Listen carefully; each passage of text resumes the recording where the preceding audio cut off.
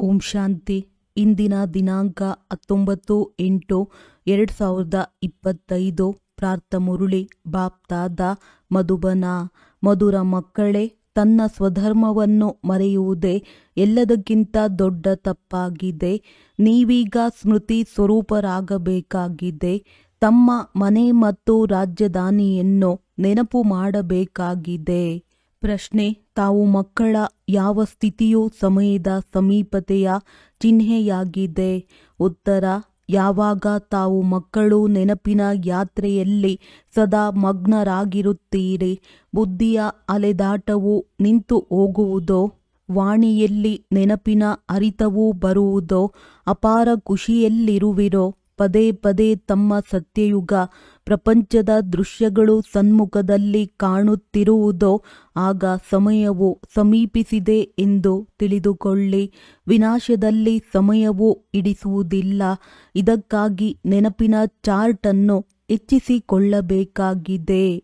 ಗೀತೆ: ನಿಮ್ಮನ್ನು ಪಡೆದ ನಾನು ಜಗತ್ತನ್ನೇ ಪಡೆದೆನು. ಓಂ ಶಾಂತಿ. ಆತ್ಮೀಯ ಮಕ್ಕಳು, ಈ ಗೀತೆಯ ಅರ್ಥವನ್ನಂತೂ ತಿಳಿದುಕೊಂಡಿರುತ್ತೀರಿ. ಈಗ ಬೇಅದ್ದಿನ ತಂದೆಯನ್ನಂತೂ ಪಡೆದುಕೊಂಡಿದ್ದೀರಿ. ಆ ಬೇಅದ್ದಿನ ತಂದೆಯಿಂದ ಸ್ವರ್ಗದ ಆಸ್ತಿಯು ಸಿಗುತ್ತದೆ. ಯಾವ ಆಸ್ತಿಯನ್ನು ಯಾರೂ ಕಸಿದುಕೊಳ್ಳಲು ಸಾಧ್ಯವಿಲ್ಲ. ಯಾವಾಗ ರಾವಣ ರಾಜ್ಯವು ಆರಂಭವಾಗುವುದೋ, ಆಗಲೇ ಆಸ್ತಿಯ ನಶೆಯು ಮಾಯವಾಗುತ್ತದೆ. ಇದು ಸಹ ನಾಟಕದಲ್ಲಿ ಮಾಡಲ್ಪಟ್ಟಿದೆ. ಈ ಚಕ್ರವು ಹೇಗೆ ಸುತ್ತುತ್ತದೆ ಎಂದು ಮಕ್ಕಳಿಗೆ ಸೃಷ್ಟಿ ನಾಟಕದ ಜ್ಞಾನವಿದೆ. ಇದಕ್ಕೆ ನಾಟಕವೆಂದಾದರೂ ಹೇಳಿ, ಡ್ರಾಮಾ ಎಂದಾದರೂ ಹೇಳಿ, ಮಕ್ಕಳಿಗೆ ಗೊತ್ತಿದೆ. ಅವಶ್ಯವಾಗಿ ತಂದೆಯು ಬಂದು ಸೃಷ್ಟಿ ಚಕ್ರದ ಜ್ಞಾನವನ್ನು ತಿಳಿಸುತ್ತಾರೆ. ಯಾರು ಬ್ರಾಹ್ಮಣ ಕುಲದವರಿದ್ದಾರೆಯೋ ಅವರಿಗೆ ತಿಳಿಸಿಕೊಡುತ್ತಾರೆ. ನೀವು ಮಕ್ಕಳು ತಮ್ಮ ಜನ್ಮಗಳನ್ನು ಕುರಿತು ತಿಳಿದುಕೊಂಡಿಲ್ಲ. ನಾನು ನಿಮಗೆ ತಿಳಿಸಿಕೊಡುತ್ತೇನೆ. 84 ಲಕ್ಷ ಜನ್ಮಗಳನ್ನು ತೆಗೆದುಕೊಂಡ ನಂತರ ಒಂದು ಮನುಷ್ಯನ ಜನ್ಮವೂ ಸಿಗುತ್ತದೆ ಎಂದು ನೀವು ಮೊದಲು ಕೇಳುತ್ತಿದ್ದೀರಿ. ಆದರೆ ಆ ರೀತಿ ಇಲ್ಲ. ನೀವೀಗ ಎಲ್ಲ ಆತ್ಮಗಳು ನಂಬರ್ ವಾರ್ ಬರುತ್ತಾ ಹೋಗುತ್ತೀರಿ. ನಿಮ್ಮ ಬುದ್ಧಿಯಲ್ಲಿ ಬಂದಿದೆ. ಮೊಟ್ಟ ಮೊದಲು ನಾವು ಆದಿ ಸನಾತನ ದೇವಿ ದೇವತಾ ಧರ್ಮದ ಪೂಜ್ಯರಾಗಿದ್ದೆವು. ಮತ್ತೆ ನಾವೇ ಪೂಜಾರಿಗಳಾಗಿದ್ದೇವೆ. ತಾವೇ ಪೂಜ್ಯ, ತಾವೇ ಪೂಜಾರಿ ಎಂಬ ಗಾಯನವೂ ಇದೆ. ಆದರೆ ಮನುಷ್ಯರು ಭಗವಂತನೇ ಪೂಜ್ಯ, ಅವರೇ ಪೂಜಾರಿಯಾಗುತ್ತಾರೆ. ಇದೆಲ್ಲ ರೂಪವು ಅವರದ್ದೇ ಆಗಿದೆ ಎಂದು ತಿಳಿದುಕೊಳ್ಳುತ್ತಾರೆ. ಅನೇಕ ಮತಾಂತರಗಳಿವೆ ಅಲ್ಲವೇ? ನೀವೀಗ ಶ್ರೀಮತದನುಸಾರ ನಡೆಯುತ್ತೀರಿ. ನಾವು ವಿದ್ಯಾರ್ಥಿಗಳು ಮೊದಲು ಏನನ್ನೂ ತಿಳಿದುಕೊಂಡಿರಲಿಲ್ಲ ಎಂದು ನಿಮಗೆ ಈಗ ಅರ್ಥವಾಗುತ್ತದೆ. ನಂತರ ಓದುತ್ತಾ ಹೋದಂತೆ ಇನ್ನೂ ಹೆಚ್ಚಿನ ಪರೀಕ್ಷೆಗಳನ್ನು ತೇರ್ಗಡೆ ಮಾಡುತ್ತಾ ಹೋಗುತ್ತೀರಿ. ಆ ಲೌಕಿಕ ವಿದ್ಯಾರ್ಥಿಗಳು ಸಹ ಆರಂಭದಲ್ಲಿ ಏನು ತಿಳಿದುಕೊಂಡಿರುವುದಿಲ್ಲ. ನಂತರ ಪರೀಕ್ಷೆಯನ್ನು ತೇರ್ಗಡೆ ಮಾಡುತ್ತಾ ನಾವೀಗ ಬ್ಯಾರಿಸ್ಟರಿ ಪರೀಕ್ಷೆಯನ್ನು ತೇರ್ಗಡೆ ಮಾಡಿಬಿಟ್ಟಿದ್ದೇವೆಂದು ತಿಳಿದುಕೊಳ್ಳುತ್ತಾರೆ. ನಿಮಗೂ ಸಹ ಈಗ ತಿಳಿದಿದೆ. ನಾವು ಓದಿ ಮನುಷ್ಯರಿಂದ ದೇವತೆಗಳು, ಅದರಲ್ಲಿಯೂ ವಿಶ್ವದ ಮಾಲೀಕರಾಗುತ್ತಿದ್ದೇವೆ. ಅಲ್ಲಂತೂ ಒಂದು ರಾಜ್ಯ, ಒಂದೇ ಧರ್ಮವಿರುತ್ತದೆ. ನಿಮ್ಮ ರಾಜ್ಯವನ್ನು ಯಾರೂ ಕಸಿದುಕೊಳ್ಳಲು ಸಾಧ್ಯವಿಲ್ಲ. ಅಲ್ಲಿ ನಿಮಗೆ ಸುಖ, ಶಾಂತಿ, ಪವಿತ್ರತೆ, ಸಂಪತ್ತು ಎಲ್ಲವೂ ಇರುತ್ತದೆ. ಗೀತೆಯಲ್ಲಿಯೂ ಕೇಳಿದಿರಲ್ಲವೇ? ಈ ಗೀತೆಗಳನ್ನಂತೂ ನೀವು ಬರೆದಿಲ್ಲ. ನಾಟಕದನುಸಾರ ಇವೆಲ್ಲ ಹಾಡುಗಳು ಈ ಸಮಯಕ್ಕಾಗಿ ಮಾಡಲ್ಪಟ್ಟಿವೆ. ಮನುಷ್ಯರು ರಚಿಸಿರುವ ಗೀತೆಗಳ ಅರ್ಥವನ್ನು ತಂದೆಯು ತಿಳಿಸಿಕೊಡುತ್ತಾರೆ. ನೀವೀಗ ಇಲ್ಲಿ ಶಾಂತಿಯಲ್ಲಿ ಕುಳಿತು ತಂದೆಯಿಂದ ಆಸ್ತಿಯನ್ನು ತೆಗೆದುಕೊಳ್ಳುತ್ತಿದ್ದೀರಿ. ಯಾವ ಆಸ್ತಿಯನ್ನು ಯಾರೂ ಕಸಿದುಕೊಳ್ಳಲು ಸಾಧ್ಯವಿಲ್ಲ. ಅರ್ಧ ಕಲ್ಪದವರೆಗೆ ಸುಖದ ಆಸ್ತಿ ಇರುತ್ತದೆ. ತಂದೆಯು ತಿಳಿಸುತ್ತಾರೆ, ಮಧುರಾತಿ ಮಧುರ ಮಕ್ಕಳೇ, ಅರ್ಧ ಕಲ್ಪಕ್ಕಿಂತಲೂ ಹೆಚ್ಚು ಸುಖವನ್ನು ನೀವು ಅನುಭವಿಸುತ್ತೀರಿ. ನಂತರ ರಾವಣ ರಾಜ್ಯವು ಆರಂಭವಾಗುತ್ತದೆ. ಮಂದಿರಗಳಲ್ಲಿಯೂ ಸಹ ದೇವತೆಗಳು ವಾಮ ಮಾರ್ಗದಲ್ಲಿ ಹೇಗೆ ಹೋಗುತ್ತಾರೆಂಬ ಚಿತ್ರಗಳನ್ನು ತೋರಿಸುತ್ತಾರೆ. ಉಡುಪುಗಳಂತೂ ಅವೇ ಆಗಿವೆ. ಅವು ನಂತರದಲ್ಲಿ ಬದಲಾಗುತ್ತವೆ. ಪ್ರತಿಯೊಬ್ಬ ರಾಜನಿಗೂ ತಮ್ಮ ತಮ್ಮದೇ ಆದ ಉಡುಪುಗಳು, ಕಿರೀಟ ಇತ್ಯಾದಿ ಎಲ್ಲವೂ ಪ್ರತ್ಯೇಕವಾಗಿ ಇರುತ್ತವೆ. ನಾವೀಗ ಶಿವ ತಂದೆಯಿಂದ ಬ್ರಹ್ಮ ತಂದೆಯ ಮೂಲಕ ಆಸ್ತಿಯನ್ನು ತೆಗೆದುಕೊಳ್ಳುತ್ತಿದ್ದೇವೆಂದು ಮಕ್ಕಳಿಗೆ ತಿಳಿದಿದೆ. ತಂದೆಯಂತೂ ಮಕ್ಕಳೇ ಮಕ್ಕಳೇ ಎಂದು ಹೇಳುತ್ತಾರೆ. ಮಕ್ಕಳೇ, ನೀವು ನಿಮ್ಮ ಜನ್ಮಗಳನ್ನು ಕುರಿತು ತಿಳಿದುಕೊಂಡಿಲ್ಲ. ಆತ್ಮವೇ ಕೇಳುತ್ತದೆ ಎಲ್ಲವೇ. ನಾವಾತ್ಮಗಳಾಗಿದ್ದೇವೆ, ಶರೀರವಲ್ಲ. ಬೇರೆ ಯಾರೆಲ್ಲ ಮನುಷ್ಯರಿದ್ದಾರೆಯೋ ಅವರಿಗೆ ತಮ್ಮ ಶರೀರದ ಹೆಸರಿನ ನಶೆ ಇರುತ್ತದೆ. ಏಕೆಂದರೆ ದೇಹಾಭಿಮಾನಿಗಳಾಗಿದ್ದಾರೆ. ನಾವಾತ್ಮಗಳಾಗಿದ್ದೇವೆ ಎಂಬುದನ್ನೇ ತಿಳಿದುಕೊಂಡಿಲ್ಲ. ಅವರಂತೂ ಆತ್ಮನೇ ಪರಮಾತ್ಮ, ಪರಮಾತ್ಮನೇ ಆತ್ಮನೆಂದು ಹೇಳಿಬಿಡುತ್ತಾರೆ. ಈಗ ನಿಮಗೆ ತಂದೆಯೂ ತಿಳಿಸಿದ್ದಾರೆ, ನೀವಾತ್ಮಗಳು ವಿಶ್ವದ ಮಾಲೀಕರು, ದೇವಿ ದೇವತೆಗಳಾಗುತ್ತಿದ್ದೀರಿ. ಈ ಜ್ಞಾನವು ಈ ಸಮಯದಲ್ಲಿಯೇ ಇದೆ. ನಾವೇ ದೇವತೆಗಳು. ನಂತರ ಕ್ಷತ್ರಿಯ ಮನೆತನದಲ್ಲಿ ಬರುತ್ತೇವೆ. 84 ಜನ್ಮಗಳ ಲೆಕ್ಕವೂ ಬೇಕಲ್ಲವೇ? ಎಲ್ಲರೂ 84 ಜನ್ಮಗಳನ್ನು ತೆಗೆದುಕೊಳ್ಳುವುದಿಲ್ಲ. ಎಲ್ಲರೂ ಒಟ್ಟಿಗೆ ಬಂದು ಬಿಡುವುದಿಲ್ಲ. ಯಾವ ಧರ್ಮದವರು ಹೇಗೆ ಬರುತ್ತಾ ಇರುತ್ತಾರೆ. ಚರಿತ್ರೆಯು ಹಳೆಯದರಿಂದ ಮತ್ತೆ ಹೊಸದಾಗುತ್ತದೆ ಎಂಬುದೆಲ್ಲವೂ ನಿಮಗೆ ತಿಳಿದಿದೆ. ಈಗ ಇದು ಪತಿತ ಪ್ರಪಂಚ, ಸತ್ಯಯುಗವು ಪಾವನ ಪ್ರಪಂಚವಾಗಿದೆ. ನಂತರದಲ್ಲಿ ಅನ್ಯ ಧರ್ಮದವರೂ ಬರುತ್ತಾರೆ. ಈ ಕರ್ಮ ಕ್ಷೇತ್ರದಲ್ಲಿ ಇದೊಂದೇ ನಾಟಕವು ನಡೆಯುತ್ತದೆ. ಇದರಲ್ಲಿ ಮುಖ್ಯವಾಗಿ 4 ಧರ್ಮಗಳಿವೆ. ಈ ಸಂಗಮ ಯುಗದಲ್ಲಿ ತಂದೆಯು ಬಂದು ಬ್ರಾಹ್ಮಣ ಸಂಪ್ರದಾಯವನ್ನು ಸ್ಥಾಪನೆ ಮಾಡುತ್ತಾರೆ. ವಿರಾಟ ರೂಪದ ಚಿತ್ರವನ್ನು ತೋರಿಸುತ್ತಾರೆ. ಆದರೆ ಅದರಲ್ಲಿ ತಪ್ಪಿದೆ. ತಂದೆಯು ಬಂದು ಎಲ್ಲ ಮಾತುಗಳನ್ನು ತಿಳಿಸಿ ಸ್ಮೃತಿ ಸ್ವರೂಪರನ್ನಾಗಿ ಮಾಡುತ್ತಾರೆ. ತಂದೆಯಂತೂ ಎಂದೂ ಶರೀರದಲ್ಲಿ ಬರುವುದಿಲ್ಲ, ತಪ್ಪನ್ನು ಮಾಡುವುದಿಲ್ಲ.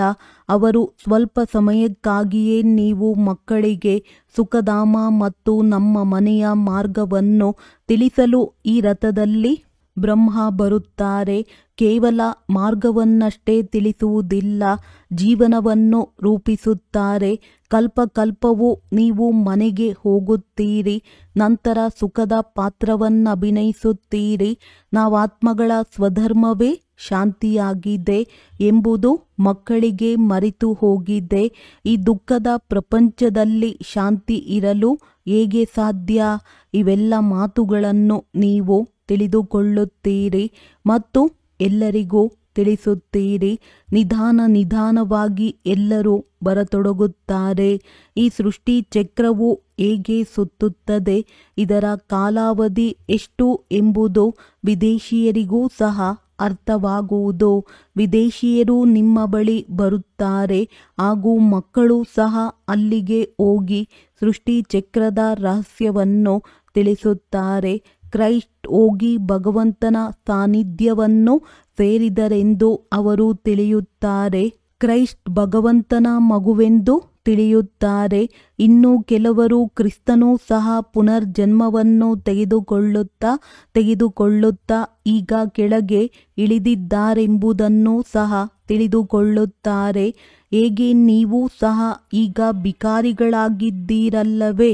ಭಿಕಾರಿ ಅರ್ಥಾತ್ ತಮೋಪ್ರಧಾನರು. ಕ್ರಿಸ್ತನೂ ಸಹ ಇಲ್ಲಿಯೇ ಇದ್ದಾರೆಂಬ ಮಾತನ್ನು ತಿಳಿದುಕೊಳ್ಳುತ್ತಾರೆ. ಆದರೆ ಮತ್ತೆ ಯಾವಾಗ ಬರುತ್ತಾರೆ ಎಂಬುದು ತಿಳಿದಿಲ್ಲ.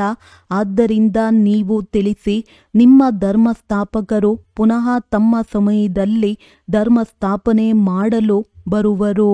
ಅವರಿಗೆ ಗುರುಗಳೆಂದು ಹೇಳಲು ಸಾಧ್ಯವಿಲ್ಲ.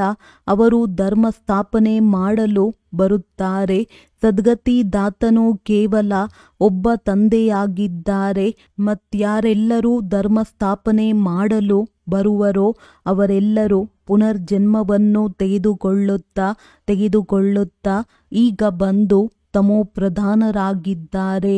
ಅಂತ್ಯದಲ್ಲಿ ಇಡೀ ವೃಕ್ಷವೇ ವಾನಪ್ರಸ್ಥ ಸ್ಥಿತಿಯನ್ನು ತಲುಪಿದೆ. ನೀವೀಗ ತಿಳಿದುಕೊಂಡಿದ್ದೀರಿ, ಇಡೀ ವೃಕ್ಷವು ನಿಂತಿದೆ. ಆದರೆ ದೇವಿ ದೇವತಾ ಧರ್ಮದ ಬುನಾದಿಯೇ ಇಲ್ಲ. ಆಲದ ಮರದ ತರಹ ಈ ಮಾತುಗಳನ್ನು ತಂದೆಯು ಮಕ್ಕಳಿಗೆ ತಿಳಿಸಿಕೊಡುತ್ತಾರೆ. ನೀವು ಮಕ್ಕಳಿಗಂತೂ ಬಹಳ ಖುಷಿ ಇರಬೇಕು, ಏಕೆಂದರೆ ನಿಮಗೆ ಅರ್ಥವಾಗಿದೆ, ನಾವೇ ದೇವಿ ದೇವತೆಗಳಾಗಿದ್ದೆವು, ಈಗ ಪುನಃ ಆಗುತ್ತೇವೆ. ಮಕ್ಕಳು ಸತ್ಯನಾರಾಯಣನ ಕಥೆಯನ್ನು ಕೇಳುವುದಕ್ಕಾಗಿಯೇ ಇಲ್ಲಿಗೆ ಬರುತ್ತೀರಿ. ಯಾವುದರಿಂದ ನರನಿಂದ ನಾರಾಯಣನಾಗುತ್ತೀರಿ. ನಾರಾಯಣನಾಗುತ್ತಾರೆಂದರೆ ಅವಶ್ಯವಾಗಿ ಲಕ್ಷ್ಮಿಯೂ ಇರುವರು. ಲಕ್ಷ್ಮೀ ನಾರಾಯಣರಿದ್ದರೆ ಅವಶ್ಯವಾಗಿ ಅವರ ರಾಜಧಾನಿಯೂ ಇರುತ್ತದೆ ಎಲ್ಲವೇ. ಕೇವಲ ಲಕ್ಷ್ಮೀನಾರಾಯಣರಿಬ್ಬರೇ ಇರುವುದಿಲ್ಲ. ಲಕ್ಷ್ಮಿಯಾಗುವ ಕಥೆಯು ಬೇರೇನಲ್ಲ. ನಾರಾಯಣನ ಜೊತೆ ಲಕ್ಷ್ಮಿಯೂ ಆಗುತ್ತಾರೆ. ಲಕ್ಷ್ಮಿಯೂ ಸಹ ಕೆಲವೊಮ್ಮೆ ನಾರಾಯಣನಾಗುತ್ತಾರೆ. ಇನ್ನು ಕೆಲವೊಮ್ಮೆ ನಾರಾಯಣನು ನಂತರದ ಜನ್ಮದಲ್ಲಿ ಲಕ್ಷ್ಮಿಯೂ ಆಗುತ್ತಾರೆ. ಕೆಲವು ಗೀತೆಗಳು ಬಹಳ ಚೆನ್ನಾಗಿವೆ. ಮಾಯೆಯ ಉದಾಸೀನ ಬೇಸರವು ಬಂದಾಗ ಇಂತಹ ಹಾಡುಗಳನ್ನು ಕೇಳುವುದರಿಂದ ಪುನಃ ಹರ್ಷಿತ್ಮುಖತೆಯು ಬಂದು ಬಿಡುವುದು. ಹೇಗೆ ಈಜುವುದನ್ನು ಕಲಿಯುವಾಗ ಮೊದಲು ಹೆದರಿಕೆಯಾಗುತ್ತದೆ, ನಂತರ ನಿರ್ಭಯರಾಗಿ ಬಿಡುತ್ತಾರೆ. ಇಲ್ಲಿಯೂ ಸಹ ಮಕ್ಕಳು ಮಾಯೆಯಿಂದ ಉಗುಳು ನುಂಗುತ್ತಾರೆ. ಈಜುವವರಂತೂ ಅನೇಕರಿದ್ದಾರೆ. ಹೇಗೆ ಈಜುಗಾರರ ಸ್ಪರ್ಧೆ ಇರುತ್ತದೆ, ಹಾಗೆಯೇ ನಿಮ್ಮದೂ ಸಹ ಆ ತೀರವನ್ನು ಸೇರುವ ಸ್ಪರ್ಧೆಯಾಗಿದೆ. ನನ್ನೊಬ್ಬನನ್ನೇ ನೆನಪು ಮಾಡಬೇಕಾಗಿದೆ. ನೆನಪು ಮಾಡದಿದ್ದರೆ ಆಲಸಿಗಳಾಗುತ್ತೀರಿ.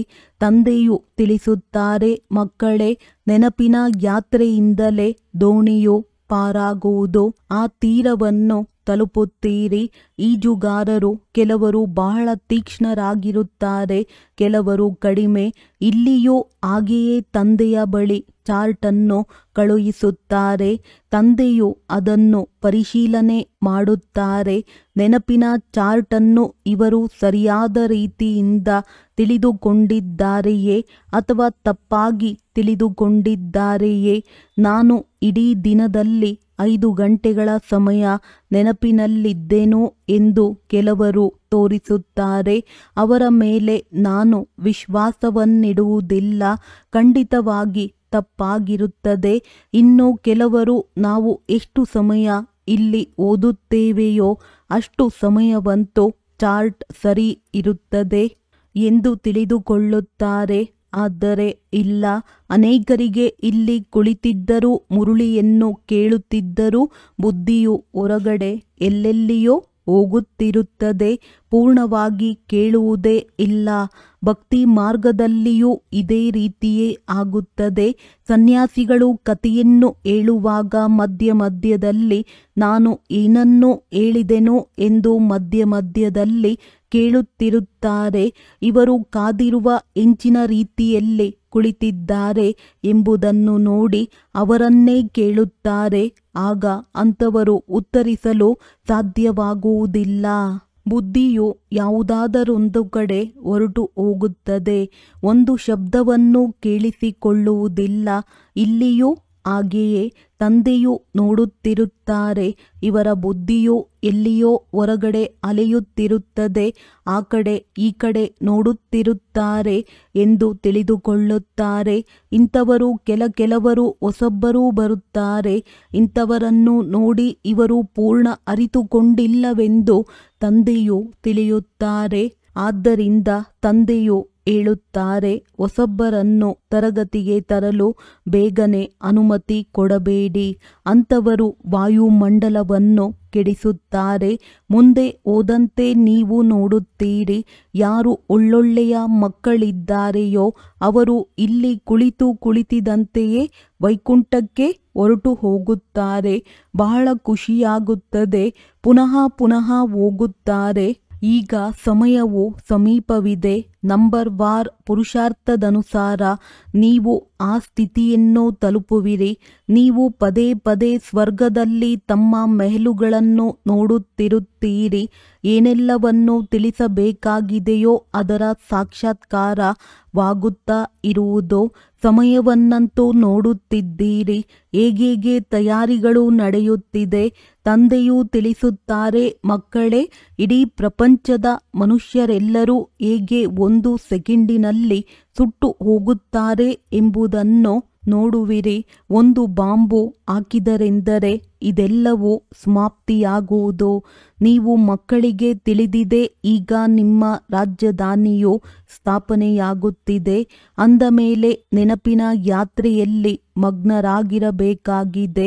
ಯಾರಿಗಾದರೂ ದೃಷ್ಟಿಯಿಂದಲೇ ಬಾಣವು ನಾಟುವಷ್ಟು ಯೋಗದ ಹರಿತವನ್ನು ತುಂಬಿಸಿಕೊಳ್ಳಬೇಕಾಗಿದೆ. ಅಂತಿಮದಲ್ಲಿ ಭೀಷ್ಮ ಪಿತಾಮಹ ಮೊದಲಾದವರಿಗೂ ಸಹ ನೀವೇ ಜ್ಞಾನದ ಬಾಣವನ್ನು ಹೊಡೆದಿದ್ದೀರಿ. ಅಂದರೆ ಕೊನೆಯಲ್ಲಿ ಇವರು ಸತ್ಯವನ್ನು ಒಪ್ಪಿಕೊಳ್ಳುತ್ತಾರೆ. ಜ್ಞಾನಸಾಗರ ಪತಿತ ಪಾವನನು ನಿರಾಕಾರ ಪರಮಾತ್ಮನಾಗಿದ್ದಾರೆ. ಕೃಷ್ಣನಾಗಲು ಸಾಧ್ಯವಿಲ್ಲ. ಕೃಷ್ಣನಿಗೆ ಜನ್ಮವನ್ನು ತೋರಿಸುತ್ತಾರೆ. ಕೃಷ್ಣನ ಅದೇ ರೂಪವು ಮತ್ತೆಂದೂ ಹೋಲುವುದಿಲ್ಲ. ಮತ್ತೆ ಸತ್ಯಯುಗದಲ್ಲಿ ಅದೇ ಮುಖ ಲಕ್ಷಣಗಳು ಸಿಗುತ್ತವೆ ಎಂಬ ಎಲ್ಲ ಮಾತುಗಳನ್ನು ಬಹಳ ಬೇಗನೆ ಅರಿತುಕೊಳ್ಳುತ್ತಾ ಹೋಗುತ್ತಾರೆ. ಪ್ರತಿಯೊಂದು ಜನ್ಮದಲ್ಲಿ ಪ್ರತಿಯೊಬ್ಬರ ರೂಪವು ಬೇರೆ ಬೇರೆಯಾಗಿರುತ್ತದೆ. ಈ ನಾಟಕದ ಪಾತ್ರವೇ ಹೀಗೆ ಮಾಡಲ್ಪಟ್ಟಿದೆ. ಅಲ್ಲಂತೂ ಬಹಳ ಸುಂದರ ರೂಪವಿರುತ್ತದೆ. ಈಗಂತೂ ದಿನ ಪ್ರತಿದಿನ ಕಳೆದಂತೆ ಶರೀರಗಳು ತಮೋಪ್ರಧಾನವಾಗುತ್ತಾ ಹೋಗುತ್ತದೆ. ಮೊಟ್ಟ ಮೊದಲಿಗೆ ಸತೋಪ್ರಧಾನರಿದ್ದವರು ನಂತರ ಸತೋ ರಜೋ ತಮೋ ಆಗಿಬಿಡುತ್ತಾರೆ. ಇಲ್ಲಿ ನೋಡಿ ಎಂತೆಂತಹ ಮಕ್ಕಳು ಜನ್ಮ ಪಡೆಯುತ್ತಾರೆ. ಕೆಲವರು ಕುಂಟರಾಗಿರುತ್ತಾರೆ, ಕೆಲವರು ರೋಗಿಯಾಗಿರುತ್ತಾರೆ. ಏನೇನು ನಡೆಯುತ್ತಿದೆ? ಸತ್ಯಯುಗದಲ್ಲಿ ಈ ರೀತಿ ಇರುವುದಿಲ್ಲ. ಅಲ್ಲಂತೂ ದೇವತೆಗಳಿಗೆ ಮೀಸೆ ಗಡ್ಡ ಇತ್ಯಾದಿಯೂ ಇರುವುದಿಲ್ಲ. ಮುಖ ಲಕ್ಷಣಗಳಿಂದ ಇವರು ಸ್ತ್ರೀ ಇವರು ಪುರುಷನೆಂದು ಅರ್ಥವಾಗುತ್ತದೆ. ಮುಂದೆ ಹೋದಂತೆ ನಿಮಗೆ ಬಹಳ ಸಾಕ್ಷಾತ್ಕಾರವಾಗುತ್ತಿರುತ್ತದೆ. ಅಂದ ಮೇಲೆ ನೀವು ಮಕ್ಕಳಿಗೆ ಎಷ್ಟೊಂದು ಖುಷಿ ಇರಬೇಕು. ತಂದೆಯು ಕಲ್ಪವೂ ಬಂದು ನಮಗೆ ರಾಜಯೋಗವನ್ನು ಕಲಿಸಿ ಮನುಷ್ಯರಿಂದ ದೇವತೆಗಳನ್ನಾಗಿ ಮಾಡುತ್ತಾರೆ. ಇದು ಸಹ ನೀವು ಮಕ್ಕಳಿಗೆ ತಿಳಿದಿದೆ. ಅನ್ಯ ಯಾವುದೆಲ್ಲ ಧರ್ಮದವರಿದ್ದಾರೆಯೋ ಎಲ್ಲರೂ ಹೋಗಿ ತಮ್ಮ ತಮ್ಮ ವಿಭಾಗ ಪರಮಧಾಮದಲ್ಲಿರುತ್ತಾರೆ. ಆತ್ಮಗಳ ವೃಕ್ಷವನ್ನು ತೋರಿಸುತ್ತಾರಲ್ಲವೇ? ಈ ಚಿತ್ರಗಳಲ್ಲಿ ಇನ್ನೂ ತಿದ್ದುಪಡಿಯಾಗುತ್ತಾ ಹೋಗುತ್ತದೆ. ಹೇಗೆ ತಂದೆಯು ಸೂಕ್ಷ್ಮವತನದ ಬಗ್ಗೆ ತಿಳಿಸುತ್ತಾರೆ. ಸಂಶಯ ಬುದ್ಧಿಯವರಂತೂ ಮೊದಲು ಹೇಗೆ ಹೇಳುತ್ತಿದ್ದರು, ಈಗ ಏನು ಹೇಳುತ್ತಾರೆ ಎಂದು ತಿಳಿದುಕೊಳ್ಳುತ್ತಾರೆ. ಲಕ್ಷ್ಮೀನಾರಾಯಣರ 2 ರೂಪಗಳನ್ನು ಸೇರಿಸಿ ವಿಷ್ಣುವೆಂದು ಹೇಳುತ್ತಾರೆ. ಉಳಿದಂತೆ 4 ಭುಜಗಳನ್ನು ಹೊಂದಿರುವ ಮನುಷ್ಯರೇನು ಇರುವುದಿಲ್ಲ. ರಾವಣನಿಗೆ 10 ತಲೆಗಳನ್ನು ತೋರಿಸುತ್ತಾರೆ. ಈ ರೀತಿ ಯಾವುದೇ ಮನುಷ್ಯರಿರುವುದಿಲ್ಲ. ರಾವಣನನ್ನು ಪ್ರತಿ ವರ್ಷವೂ ಸುಡುತ್ತಾರೆ. ಇದು ಗೊಂಬೆಯಾಟವಾಗಿದೆ. ಶಾಸ್ತ್ರಗಳಲ್ಲಿಲ್ಲದೆ ನಾವು ಬದುಕುವುದಕ್ಕೆ ಸಾಧ್ಯವಿಲ್ಲ. ಶಾಸ್ತ್ರಗಳು ನಮ್ಮ ಪ್ರಾಣವಾಗಿದೆ ಎಂದು ಮನುಷ್ಯರು ಹೇಳುತ್ತಾರೆ. ಭಗವದ್ಗೀತೆಗೆ ನೋಡಿ ಎಷ್ಟೊಂದು ಮಾನ್ಯತೆ ಇದೆ. ಇಲ್ಲಂತೂ ನಿಮ್ಮ ಬಳಿ ಮುರುಳಿಗಳು ಬಹಳಷ್ಟಿವೆ. ನೀವು ಇಟ್ಟುಕೊಂಡು ಏನು ಮಾಡುತ್ತೀರಿ? ದಿನ ಪ್ರತಿದಿನ ಹೊಸ ಹೊಸ ವಿಚಾರಗಳನ್ನು ಕೇಳುತ್ತಾ ಇರುತ್ತೀರಿ. ಆ ಜ್ಞಾನ ಬಿಂದುಗಳನ್ನು ಬರೆದಿಟ್ಟುಕೊಳ್ಳುವುದು ಒಳ್ಳೆಯದು. ಭಾಷಣವನ್ನು ಮಾಡುವ ಸಮಯದಲ್ಲಿ ಉಪಯೋಗಿಸಬಹುದು. ಭಾಷಣದ ವಿಷಯಗಳ ಪಟ್ಟಿಯನ್ನು ತಯಾರಿಸಬೇಕು. ಇಂದು ಈ ವಿಷಯದ ಮೇಲೆ ತಿಳಿಸಿಕೊಡಬೇಕು. ರಾವಣ ಯಾರು, ರಾಮನು ಯಾರು, ಸತ್ಯವೇನೆಂದು ನಾವು ತಮಗೆ ತಿಳಿಸುತ್ತೇವೆ. ಈ ಸಮಯದಲ್ಲಿ ಇಡೀ ಪ್ರಪಂಚದಲ್ಲಿಯೇ ರಾವಣ ರಾಜ್ಯವಿದೆ. ಎಲ್ಲರಲ್ಲಿ ಪಂಚವಿಕಾರಗಳಿವೆ. ತಂದೆಯು ಬಂದು ಪುನಃ ರಾಮರಾಜ್ಯದ ಸ್ಥಾಪನೆ ಮಾಡುತ್ತಾರೆ. ಇದು ಸೋಲು ಮತ್ತು ಗೆಲುವಿನ ಆಟವಾಗಿದೆ. ಹೇಗೆ ಸೋಲುಂಟಾಗುತ್ತದೆ? ಪಂಚವಿಕಾರಗಳೆಂಬ ರಾವಣನಿಂದ ಮೊದಲು ಪವಿತ್ರ ಗೃಹಸ್ಥ ಆಶ್ರಮವಾಗಿತ್ತು. ಈಗ ಪತಿತರಾಗಿ ಬಿಟ್ಟಿದ್ದಾರೆ. ಲಕ್ಷ್ಮೀನಾರಾಯಣರೇ ಈಗ ಬ್ರಹ್ಮ ಸರಸ್ವತಿ. ನಾನು ಇವರ ಬಹಳ ಜನ್ಮಗಳ ಅಂತಿಮದಲ್ಲಿ ಪ್ರವೇಶ ಮಾಡುತ್ತೇನೆ ಎಂದು ತಂದೆಯು ತಿಳಿಸುತ್ತಾರೆ. ನಾವು ಸಹ ಬಹಳ ಜನ್ಮಗಳ ಅಂತ್ಯದಲ್ಲಿ ತಂದೆಯಿಂದ ಜ್ಞಾನವನ್ನು ಪಡೆಯುತ್ತಿದ್ದೇವೆ. ಇವೆಲ್ಲವೂ ತಿಳಿದುಕೊಳ್ಳುವ ಮಾತುಗಳಾಗಿವೆ. ಮಂದಬುದ್ಧಿಯವರು ಇದನ್ನು ತಿಳಿದುಕೊಳ್ಳುವುದಿಲ್ಲ. ಈಗಂತೂ ರಾಜಧಾನಿಯು ಸ್ಥಾಪನೆಯಾಗುತ್ತಿದೆ. ಅನೇಕರು ಬಂದು ಹೋದರು. ಅವರು ಪುನಃ ಬರುತ್ತಾರೆ. ಪ್ರಜೆಗಳಲ್ಲಿ ಬಹಳ ಕಡಿಮೆ ಪದವಿಯನ್ನು ಪಡೆಯುತ್ತಾರೆ. ಸತ್ಯಯುಗದಲ್ಲಿ ಅವರು ಬೇಕಲ್ಲವೇ? ಒಳ್ಳೆಯದು. ಮಧುರಾತಿ ಮಧುರ ಅಗಲಿ ಹೋಗಿ ಮರಳಿ ಸಿಕ್ಕಿರುವ ಮಕ್ಕಳ ಪ್ರತಿ ಮಾತ್ಪಿತಾ ಬಾಪ್ದಾದಾರವರ ನೆನಪು, ಪ್ರೀತಿ ಹಾಗೂ ಸುಪ್ರಭಾತ. ಆತ್ಮಿಕ ಮಕ್ಕಳಿಗೆ ಆತ್ಮಿಕ ತಂದೆಯ ನಮಸ್ತೆ. ಧಾರಣೆಗಾಗಿ ಮುಖ್ಯ ಸಾರ. ಸದಾ ಇದೇ ನಶೆಯಲ್ಲಿರಿ. ನಾವೀಗ ಈ ವಿದ್ಯಾಭ್ಯಾಸವನ್ನು ಮುಗಿಸಿ ಮನುಷ್ಯರಿಂದ ದೇವತೆಗಳು ಅರ್ಥಾತ್ ವಿಶ್ವದ ಮಾಲೀಕರಾಗುತ್ತೇವೆ. ನಮ್ಮ ರಾಜ್ಯದಲ್ಲಿ ಸುಖ, ಶಾಂತಿ, ಪವಿತ್ರತೆ ಎಲ್ಲವೂ ಇರುವುದು. ಅದನ್ನು ಯಾರೂ ಕಸಿದುಕೊಳ್ಳಲು ಸಾಧ್ಯವಿಲ್ಲ. ಈ ತೀರದಿಂದ ಆ ತೀರವನ್ನು ಸೇರಲು ನೆನಪಿನ ಯಾತ್ರೆಯಲ್ಲಿ ಒಳ್ಳೆಯ ಈಜುಗಾರರಾಗಬೇಕಾಗಿದೆ. ಮಾಯೆಯಿಂದ ನೀರು ಕುಡಿಯಬಾರದು. ತಮ್ಮ ಪರಿಶೀಲನೆ ಮಾಡಿಕೊಳ್ಳಬೇಕು. ನೆನಪಿನ ಚಾರ್ಟನ್ನು ಯಥಾರ್ಥವಾಗಿ ತಿಳಿದುಕೊಂಡು ಬರೆಯಬೇಕಾಗಿದೆ. ವರದಾನ: ಪುರುಷಾರ್ಥ ಮತ್ತು ಪ್ರಾರಬ್ಧದ ಲೆಕ್ಕಾಚಾರವನ್ನು ತಿಳಿದು ತೀವ್ರಗತಿಯಿಂದ ಮುಂದುವರಿಯುತ್ತಿರುವಂತಹ ಜ್ಞಾನಪೂರ್ಣ ಭವ. ಪುರುಷಾರ್ಥದ ಮೂಲಕ ಬಹಳ ಕಾಲದ ಪ್ರಾರಬ್ಧ ಮಾಡಿಕೊಳ್ಳುವಂತಹ ಸಮಯ ಇದೇ ಆಗಿದೆ. ಆದ್ದರಿಂದ ಜ್ಞಾನಪೂರ್ಣರಾಗಿ ತೀವ್ರಗತಿಯಿಂದ ಮುಂದುವರಿಯಿರಿ. ಇದರಲ್ಲಿ ಎಂದೂ ಹೀಗೆ ಯೋಚಿಸಬೇಡಿ, ಇಂದಿಲ್ಲದಿದ್ದರೆ ನಾಳೆಯಾದರೂ ಬದಲಾಗಿ ಬಿಡುವೆ. ಇದಕ್ಕೆ ಹುಡುಗಾಟಿಕೆ. ಸಾಧಾರಣ ಪುರುಷಾರ್ಥ ನೋಡುತ್ತಾ ಕೇಳುತ್ತಾ ಇದ್ದರೂ ಸಹ ಎಕ್ಸ್ಟ್ರಾ ಸಹಾಯದಿಂದ ಎಕ್ಸ್ಟ್ರಾ ಮಾರ್ಕ್ಸ್ ಕೊಟ್ಟು ಮುಂದುವರೆಸುತ್ತಿದ್ದಾರೆ. ಆದ್ದರಿಂದ ಜ್ಞಾನಪೂರ್ಣರಾಗಿ ಸಾಹಸ ಮತ್ತು ಸಹಾಯದ ವಿಶೇಷ ವರದಾನದ ಲಾಭ ಪಡೆಯಿರಿ. ಸ್ಲೋಗನ್: ಪ್ರಕೃತಿಗೆ ದಾಸ ಆಗುವವರೇ ಉದಾಸರಾಗುತ್ತಾರೆ. ಆದ್ದರಿಂದ ಪ್ರಕೃತಿ ಜೀತ್ ಆಗಿ. ಅವ್ಯಕ್ತ ಸೂಚನೆ: ಸಹಜಯೋಗಿ ಆಗಬೇಕೆಂದರೆ ಪರಮಾತ್ಮನ ಪ್ರೀತಿಯ ಅನುಭವಿಯಾಗಿರಿ. ಹೇಗೆ ಯಾವುದೇ ಸಾಗರನಲ್ಲಿ ಸಮಾವೇಶವಾದರೆ ಆ ಸಮಯ ಸಾಗರ ಬಿಟ್ಟರೆ ಬೇರೆ ಏನೂ ಕಾಣಿಸುವುದಿಲ್ಲ. ತಂದೆ ಅರ್ಥಾತ್ ಸರ್ವಗುಣಗಳ ಸಾಗರದಲ್ಲಿ ಸಮಾವೇಶವಾಗುವುದು. ಇದಕ್ಕೆ ಲವಲೀನ ಸ್ಥಿತಿ. ತಂದೆಯಲ್ಲಿ ಸಮಾವೇಶವಾಗಬಾರದು. ಆದರೆ ತಂದೆಯ ನೆನಪಿನಲ್ಲಿ, ಸ್ನೇಹದಲ್ಲಿ ಸಮಾವೇಶವಾಗಬೇಕು. ಒಳ್ಳೆಯದು. ಓಂ ಶಾಂತಿ.